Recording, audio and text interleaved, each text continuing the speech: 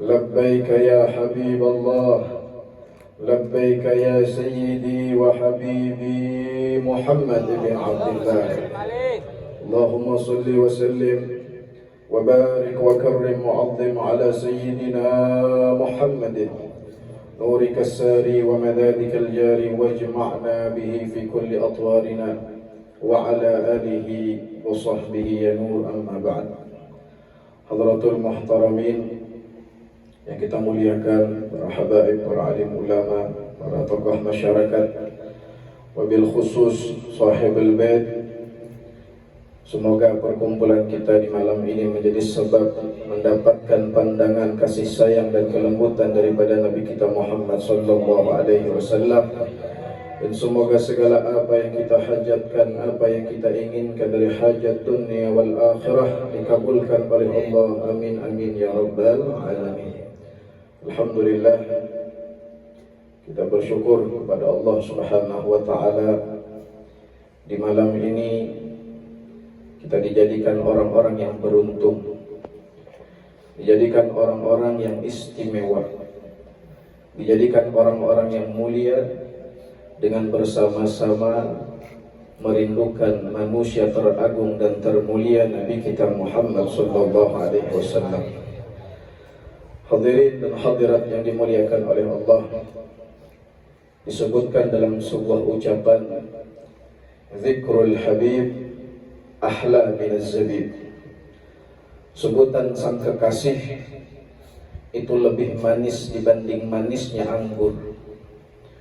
Maka ketika kita menyebut dan mengingat Nabi kita Muhammad sallallahu alaihi wasallam, tidak ada yang akan kita rasakan melainkan kebahagiaan, melainkan ketenangan, melainkan kesejukan dan kesyahduan dari suasana yang kita dapatkan di saat kita menyebut dan memuji Nabi Muhammad sallallahu alaihi wasallam.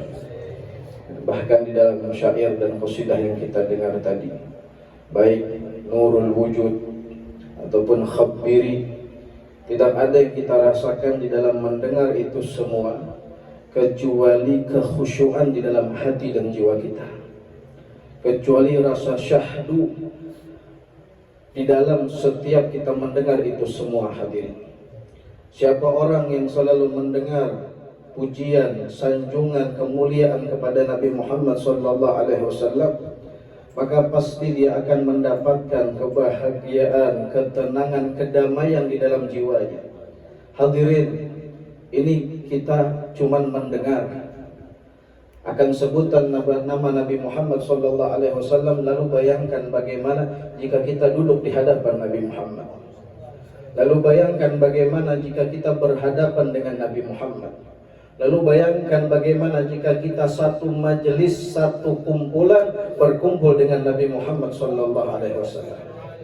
Oleh karenanya, para salafus saleh, para aulia, para salihin, mereka selalu bersemangat di dalam acara semacam ini karena mereka tahu di dalam acara semacam ini terdapat perhatian khusus dari Rasulullah sallallahu alaihi wasallam. Pernah satu saat ketika Sayyidil Habib Ali bin Muhammad bin Husain al-Habsyi, beliau biasa melakukan maulid terakhir di hari Kamis bulan Rabiul Awal di kota Sewun, di satu tempat yang namanya Anisah. Jadi Habib Ali al-Habsyi itu setiap hari Kamis terakhir bulan maulid, malamnya itu mengulah acara maulid Nabi di tempat yang namanya Sahah Anisah. Tempatnya luas, lebar, besar.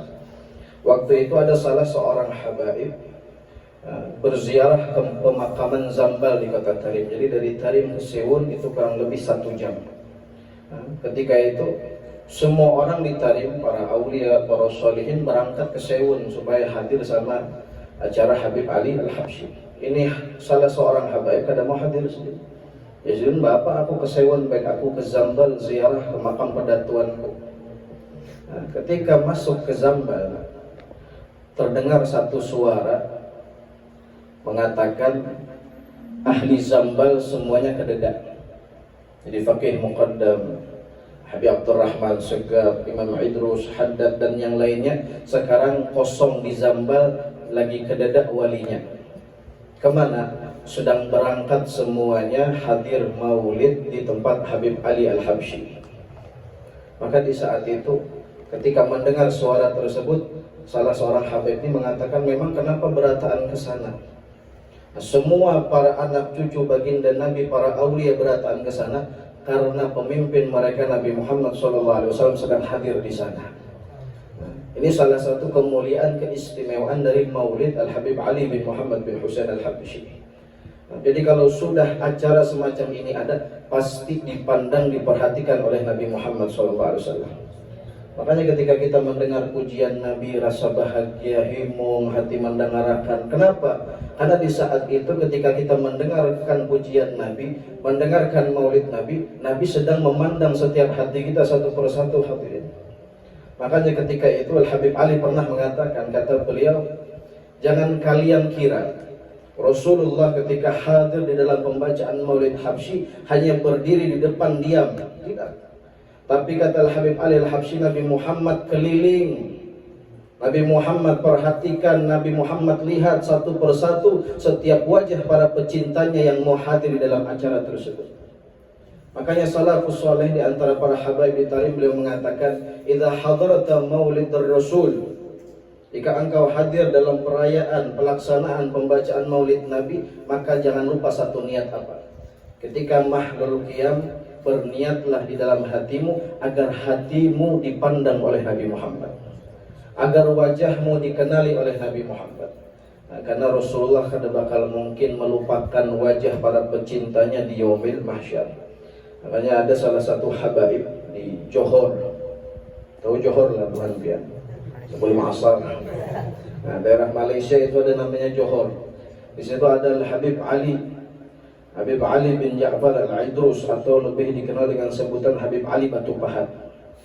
Nah, Habib Ali Batu Pahat ini, beliau punya rutinan kegiatan pembacaan Maulid Al-Habsyi setiap malam Jumat di rumah Sidin. Rumah Sidin ini pian gubuk kayu biasa. Nah, bahkan rumahnya itu dindingnya kalau kita tunjul pakai jari keropos hancur. Nah, sederhana rumahnya. Nah, bahkan orang di sekitar tempat tinggal Habib Ali ini mengira Habib Ali Batu Pahat ini orang biasa. Nah, bukan orang istimewa, tapi yang membingungkan, banyak dari ulama mancanegara itu datang berkunjung ke rumah Habib Ali. Abu ya Sayyid Muhammad bin Ali wal-Maliki kalau ke Malaysia, ke Johor, pasti beelang ke rumah Sidin. Habib Salim bin Abdullah Syafiri pasti beelang, Al-Habib Umar, bahkan Al-Habib Anis Al-Habsyi Solo itu kalau ke Johor Malaysia pasti wajib beelang ke rumah Habib Ali Batu Pahat. Karena Habib Ali Batu Pahat ini kan memiliki pangkat kutubiyah, seorang wali kutub, dan ayahnya Al-Habib Ja'far Al-Idrus pun seorang wali kutub. Nah, jadi Habib Ali Batu Pahat ini, setiap maulid malam Jumat itu terdengar kabar bahwasanya pasti Rasulullah hadir di rumah Sidin. Jadi ada satu orang kada percaya, mana mungkin yang Nabi hadir dalam peringatan maulid semata, kada mungkin. Nah, kata orang-orang, kalau pian kada percaya, coba hadir di rumah Habib Ali Batu Pahat. Ketika hadir, Habib Ali Batu Pahat ini beliau punya kebiasaan yang antik kalau perayaan maulid, pembacaan maulid. Jadi beliau taburkan gandum dari pintu masuk sampai ke sop pertama. Jadi gandum itu sepanjangan. Dan kada boleh ada orang yang duduk di atas gandum itu. Nah, kalau di samping kanan dan kirinya silahkan, tapi di atas gandum itu kada boleh ada yang mendudukinya. Pokoknya itu area steril lah, kosong. Pas mahlul qiyam, itu lampu dimati izin. Jadi mahlul qiyam itu berhadap. Nah, kita bulan maulid lah, mahlul qiyam berhadap, hibak wadai berataan, habis saya lagi sisa kiringnya wala. Dikadapi, setelah dikadapi, mahlul qiyam selesai, dinyalai pula. Setelah nyala, ternyata di atas gandum yang ditaburi tadi terdapat jejak kaki seseorang. Nah, itu dikenal oleh masyarakat di sana, para pecinta Habib Ali, itu adalah jejak kakinya Rasulullah. Orang ini kada percaya. Jauh orangnya ini bisa jadi pas mati lampu itu ada singkong lewat sini kisah bersembunyi kan bisa, dia mati lampu, kada ada kelihatan, kada ada cahaya. Ajar Habib Ali, kalau kamu masih tidak percaya, coba kamu cium gandum yang ada bekas jejak kakinya. Maka ini orang dikatakan belum lagi menyentuh itu gandum, hanya hendak berturun ke kepala, langsung tercium aroma yang sangat harum dari gandum yang ada bekas jejak kakinya. Kalau gandum yang lain kan ada, yang ada bekas jejak kakinya ada aroma yang sangat harum. Bahkan dicari kemana-mana karena ada minyak harum yang kau menyamai bau itu.